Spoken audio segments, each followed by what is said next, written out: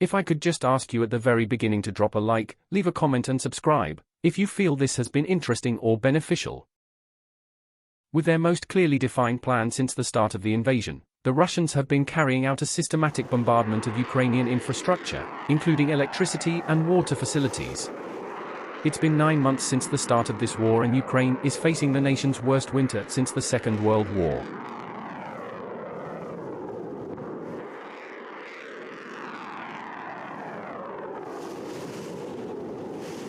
The bombardment is being carried out by air, land, and in this case sea. As Ukrainian President Volodymyr Zelensky said, this is the revenge of those who lost. They do not know how to fight. The only thing they can still do is terrorize. Either energy terror, or artillery terror, or missile terror. That's all that Russia has stooped down to under its current leaders.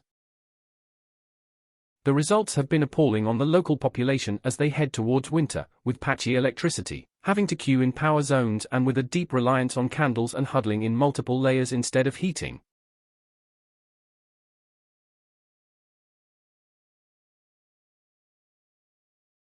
So, was this plan unexpected?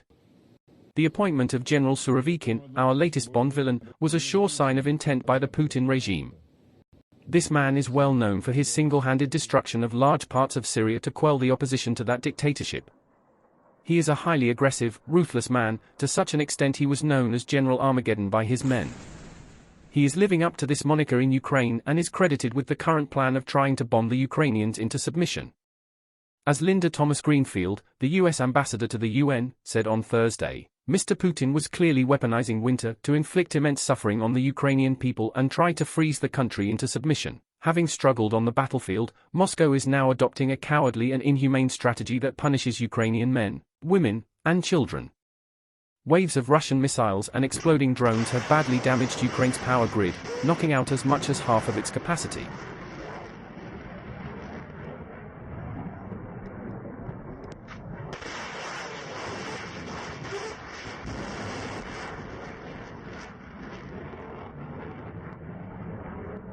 So, what has this resulted in when it comes to Ukraine? As the damage mounts, the outages last longer. Wednesday saw some of the most destructive attacks on the system yet, and 2 days later half of the capital was still without power as engineers struggled to reconnect people. The national power grid company, Ukrenergo, said that on November 25 that by 7 p.m. around 30% of the country's electricity supplies were still out. Officials say 10 people were killed while millions of Ukrainians had spent Thursday without electricity or water. The Kiev mayor, Vitaly Klitschko, said 60% of households in the city of 3 million had no power, and there were rolling blackouts around the country as engineers struggled to repair transformers and transmission lines damaged or destroyed by cruise missiles on Wednesday. In Kharkiv, the country's second-largest city, supplies were restored after very difficult work, according to Mayor Igor Terekov. But more than 100,000 in the outlying region continued to see interruptions, the regional governor said. In the south, authorities in the city of Mykolaiv said that running water was set to start flowing again after supplies were cut off on Thursday. But the biggest worry is related to the threat of nuclear meltdown. 3 nuclear power stations still under Ukrainian control were back in operation after an unprecedented complete shutdown on Wednesday. However, Petro Koting, the head of the state nuclear energy company, Energoatom, said that defects in turbogenerators meant that 2 reactors were not yet rejoined to the power grid. Koting did not say where the 2 affected reactors were.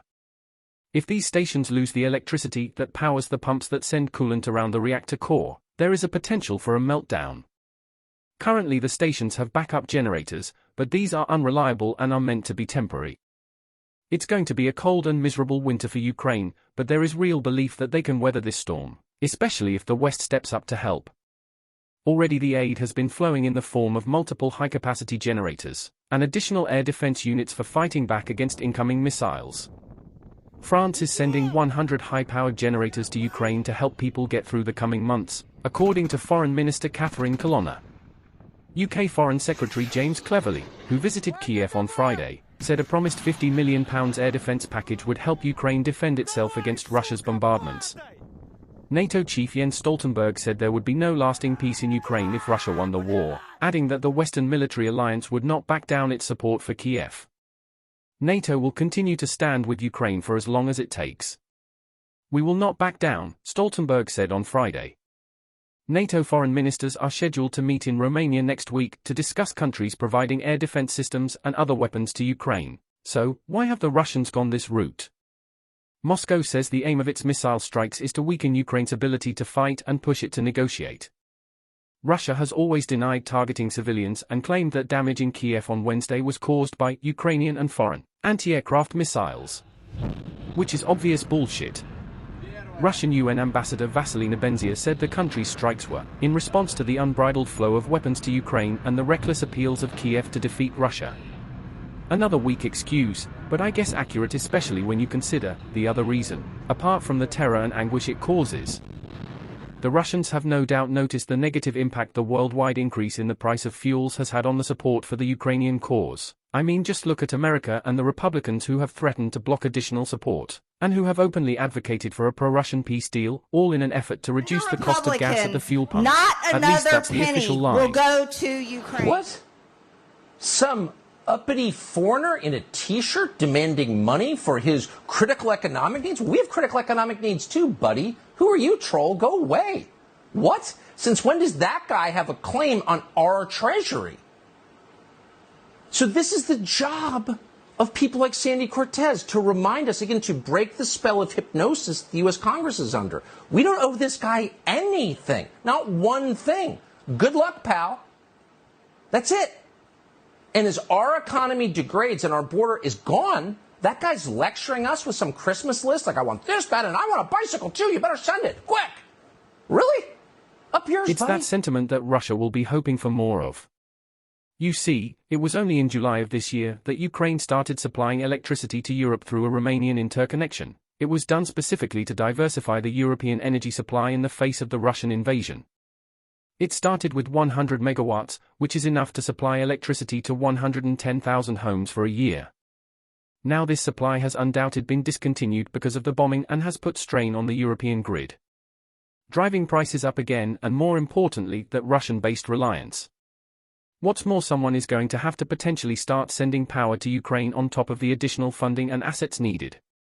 By attacking the Ukrainian infrastructure, Russia is attacking the very heart of the West and is hoping that this causes enough friction to push the Ukrainians to sue for an unfavorable peace. The question remains, who will blink first?